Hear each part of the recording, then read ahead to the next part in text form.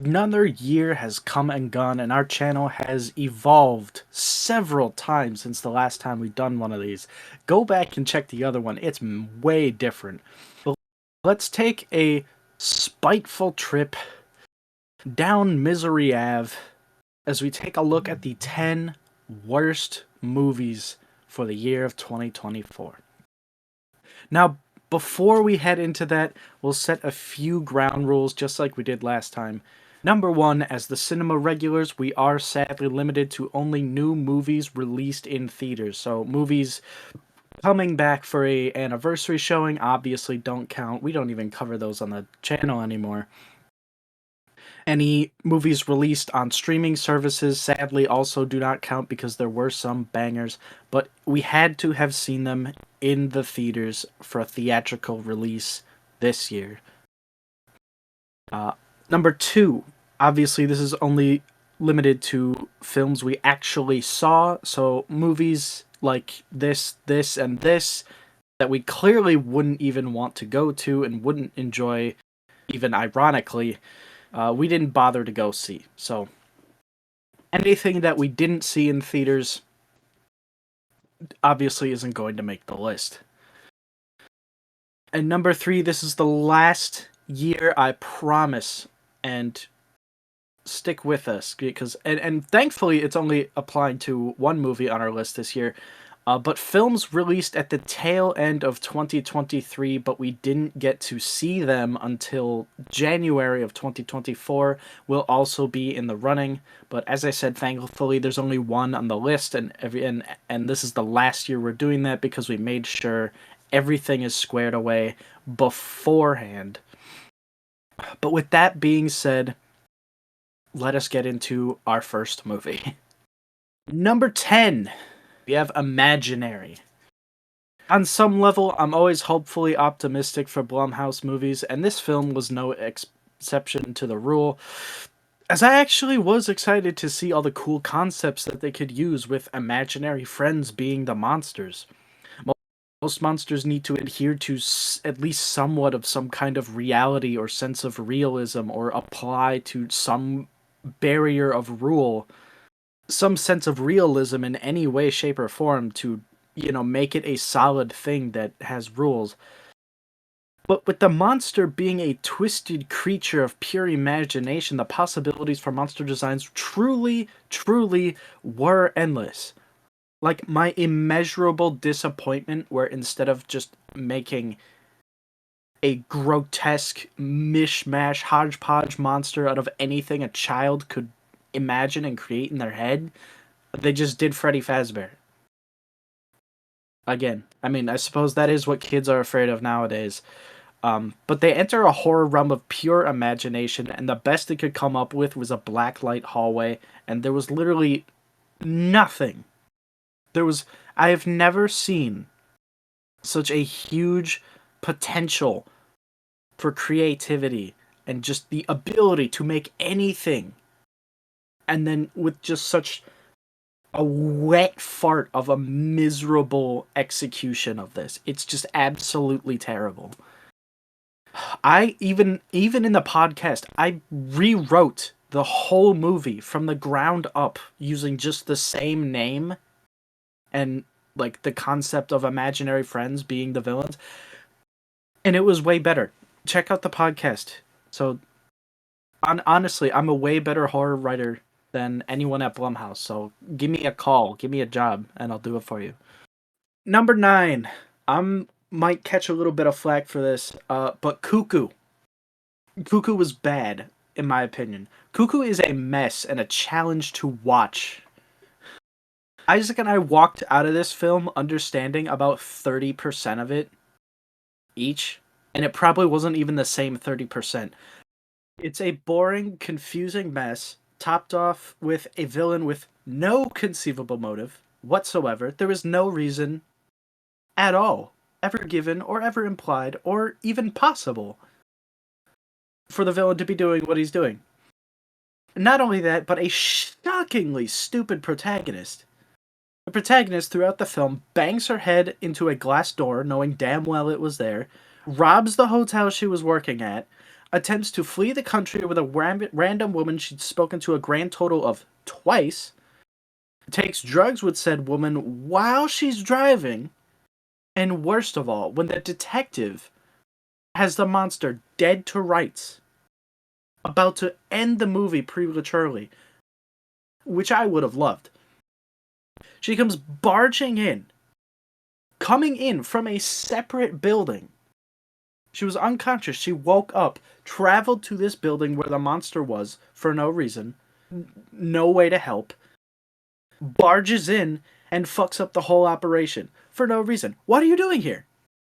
What are you doing here? No, she just kicks the door open and then just gives the monster the fluoride stare and lets it get away. Unbelievably stupid people. Unbelievably stupid bitch. I can't believe what's going on in here. Terrible movie. Next. Number 8, you knew this was coming. Joker 2. What more could possibly be said about this sad, spiteful retaliation against the people who liked and resonated with the character and story? This movie exists only to spit on and demean an expertly crafted character.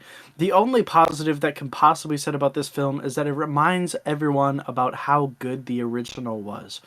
Everyone's already spit on this thing and shat on it to death, so I won't bore you either. It is a terrible mess. Don't watch it. Number 7, we have Here. And it is Here. Tom Hanks continues to disappoint. Here showed promise in the fact that the camera was a fixated point inside a single house throughout several decades. However, most of the characters are irrelevant, uninteresting, unnamed, and pointless. It is mentally impossible to form any investment in any character.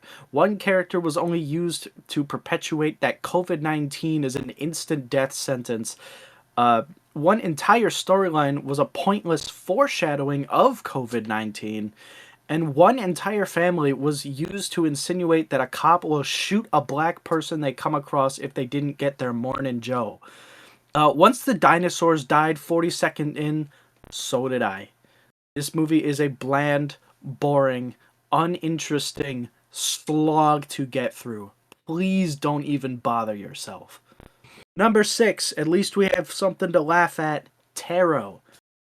The only reason this isn't further down on the list, honestly, is because we were able to laugh at the sheer stupidity and absurdity of the damn thing. The initial aspect of foretelling death and having them play out in one at a time, like And Then There Were None or Final Destination, is interesting on paper. I'll give you that. That's one of my favorite tropes in movies like this.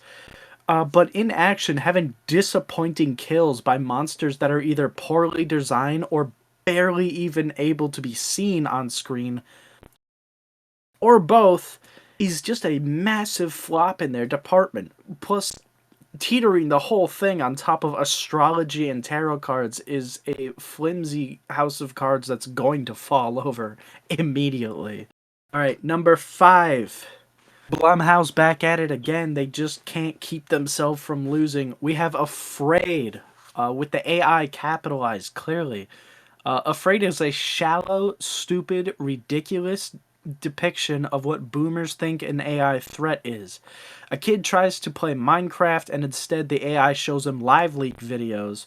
Half the things happening in this movie are contrary to how technology, internet, and most of children actually work.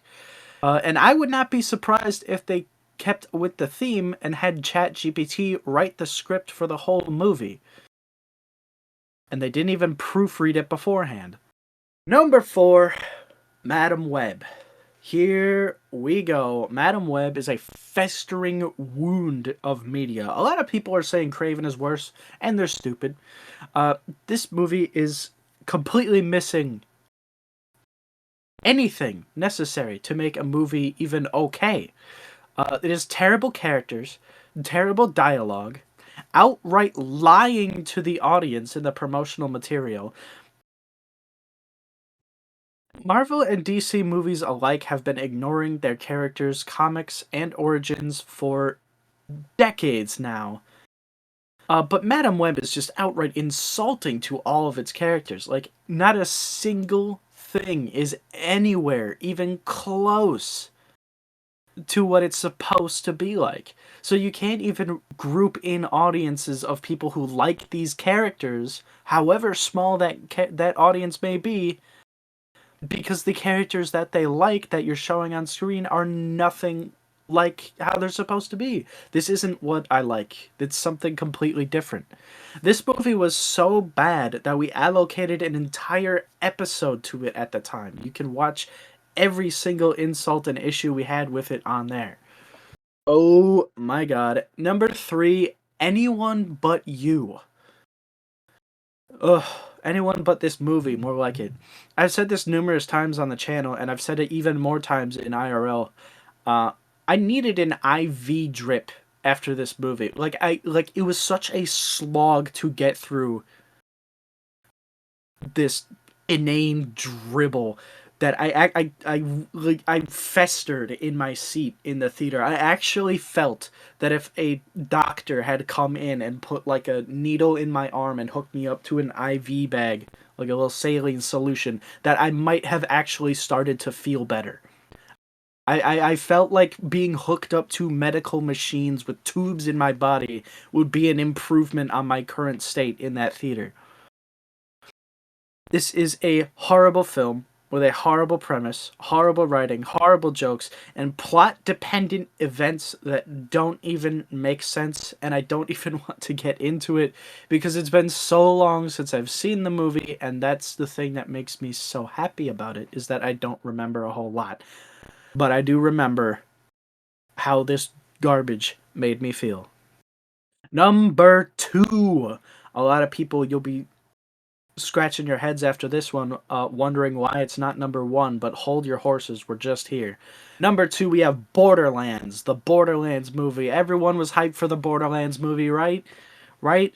Ugh, oh my god, we all know where this is going. I have never seen in my life a movie that has been so incredibly disrespectful for the source material before, save for the upcoming Until Dawn movie. Anyways, this disaster comes as a disaster of Trinity, actually. Because as outside of the gameplay itself, there are 3 main aspects to the Borderlands games that make it so unique and iconic and memorable. Number 1 is the characters, okay? The characters are so unlike their video game counterparts that half of them aren't even in the proper age bracket, and even the ones that are not even anywhere close to them in personality. Truly one of the worst castings, like full cast for the whole movie in all time.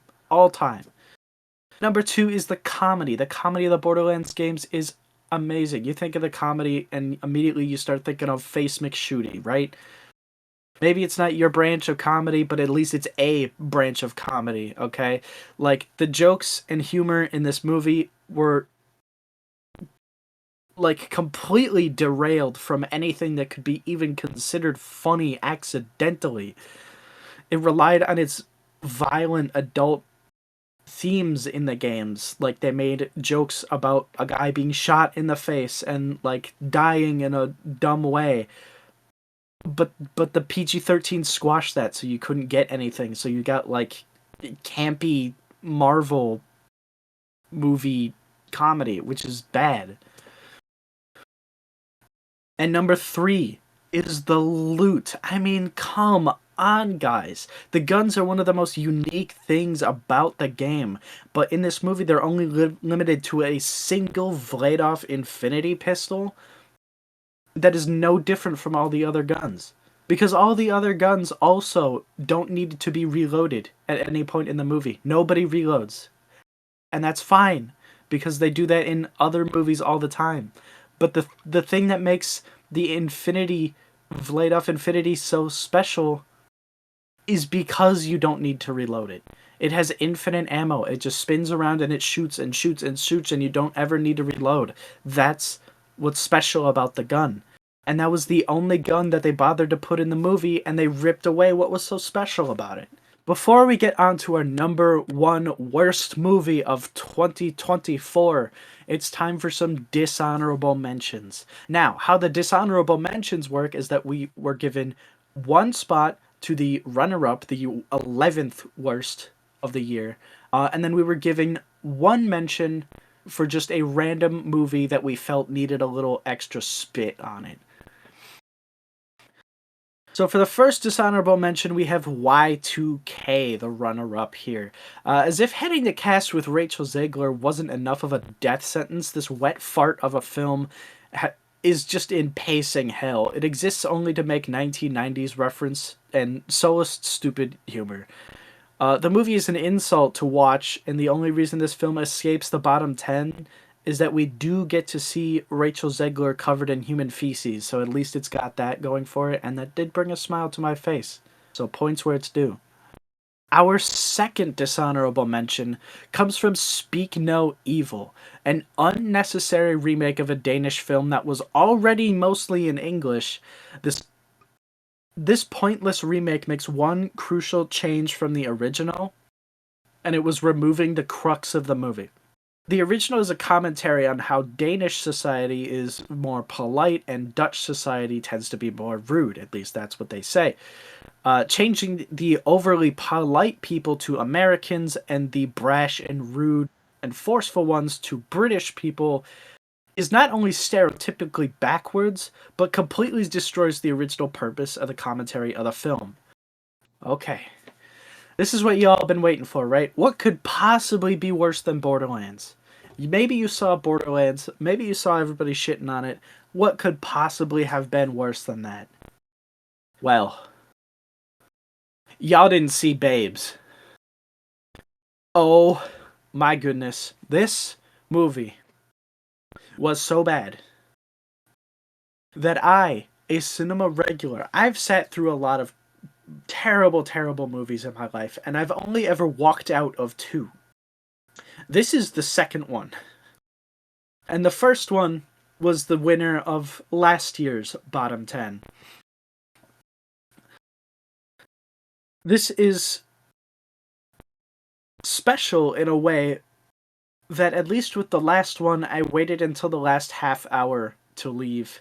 This one I left within a half hour. It was 30 minutes into the movie and I got up and left. So it was so bad that after my brother and I had left the theater, everyone else followed suit. Everyone else followed suit. They followed us out the theater, and we didn't even know. As we were seated outside in the lobby of the theater's manager came up to us and asked why everyone was leaving.